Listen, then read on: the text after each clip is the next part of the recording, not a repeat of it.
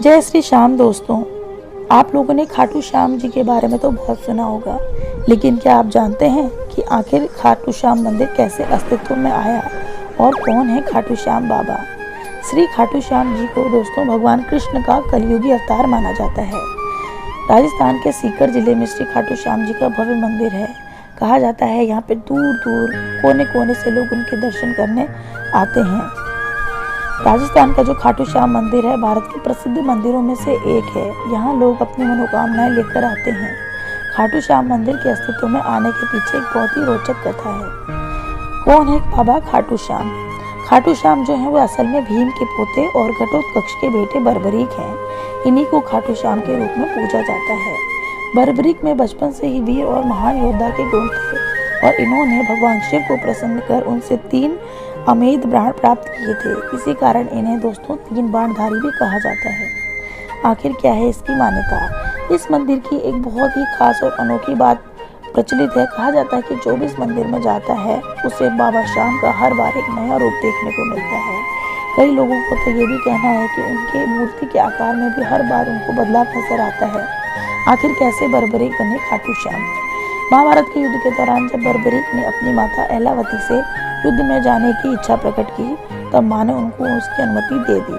तो उन्होंने अपनी माता से पूछा कि मैं युद्ध में आखिर माँ किसका साथ दूं। इस प्रश्न पर माता ने विचार किया कि कौरवों के साथ तो विशाल सेना और स्वयं भीष्म पितामह गुरु द्रोणाचार्य जैसे महान धुरंधर हैं और इनके सामने पांडव अवश्य ही हार जाएंगे। तो इसलिए उन्होंने बर्बरीक से कहा, बेटा जो भी हार रहा हो तुम उसका सहारा बन जाना। बर्बरीक ने माता को वचन दिया, कहा मैं ऐसा ही करूंगा। वे युद्ध भूमि की ओर निकल पड़े। भगवान श्री कृष्ण तो युद्ध का अंत जानते थे, इसलिए उन्होंने सोचा कि अगर कौरवों को हारता देखकर बर्बरीक कौरवों का साथ देने लगा तो पांडवों का हारना तो पक्का है।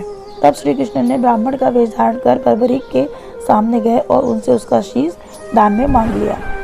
बर्बरीक सोच में पड़े कि ब्राह्मण मेरा शीश क्यों मांगेगा। यह सोच उन्होंने ब्राह्मण से उनके असली रूप में दर्शन प्राप्त करने की इच्छा भी प्रकट की। तब भगवान ने उन्हें अपना विराट रूप दिखाया। इस पर उन्होंने अपनी तलवार निकालकर श्री कृष्ण के चरणों में अपना सिर अर्पण कर दिया। श्री कृष्ण ने तेजी से उनके शीश को अपने हाथ में उठाया और अमृत से सींच कर उसको अमर कर दिया।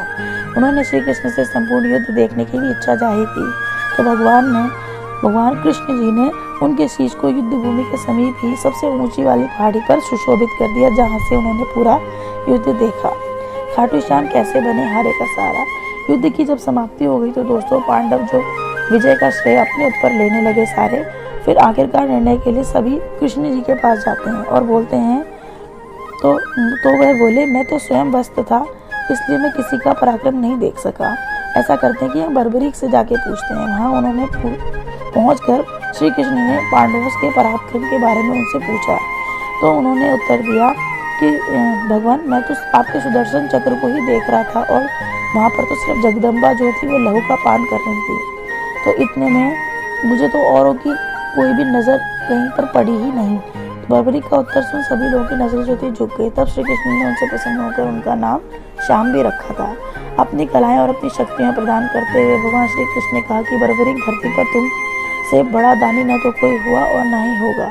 माँ को दिए वचन के अनुसार तुमने हारने वाले का साथ दिया, इसलिए तुम आज से हारे का सहारा हो और लोग तुम्हें दरबार में आकर जो भी मांगेंगे वह उन्हें जरूर प्राप्त होगा। इस तरह खाटू श्याम मंदिर अस्तित्व में आया। तो दोस्तों आपको अगर हमारी वीडियो थोड़ी सी भी अच्छी लगी हो तो प्लीज़ लाइक कमेंट शेयर करना ना भूलिए। चैनल पे नए हो तो सब्सक्राइब करना ना भूलें ऐसी ही अच्छी और ज्ञानवर्धक वीडियो देखने के लिए।